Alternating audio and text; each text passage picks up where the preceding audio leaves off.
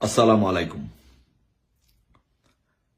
আমার প্রিয় শিক্ষক, আমার ঢাকা বিশ্ববিদ্যালয়ের প্রিয় শিক্ষক, আইন বিভাগের প্রিয় শিক্ষক ডক্টর আসিফ নজরুল স্যারের কাছে আমার একটি বিনীত অনুরোধ। স্যার, আপনি সব সময়